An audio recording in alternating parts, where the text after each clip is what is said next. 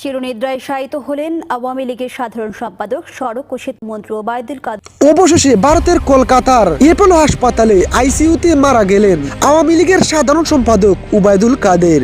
5 August ছাত্র জনতার কঠিন আন্দোলনের মুখে দেশ ছেড়ে পালিয়ে ভারতের দিল্লিতে আশ্রয় নেন শেখ হাসিনা সহ আওয়ামী লীগের অসংখ্য নেতাকর্মীরা। কিন্তু দেশের মধ্যে প্রায় 3 মাস যাবৎ আত্মগোপনে ছিলেন ওবায়দুল কাদের। এর পরে ভারতের কলকাতায় পাড়ি জমান অতি গোপনে। কিন্তু দীর্ঘদিন যাবৎ বার্ধক্যজনিত একাধিক জটিল রোগে ভুগছিলেন ওবায়দুল কাদের। শারীরিক অবস্থার অবনতি হওয়ায় তিনি বেশ কিছুদিন ধরে শয্যাশায়ী ছিলেন। কিন্তু গত শুক্রবার 2 জানুয়ারি হঠাৎ করে তার শারীরিক অবস্থার মারাত্মক অবনতি ঘটে।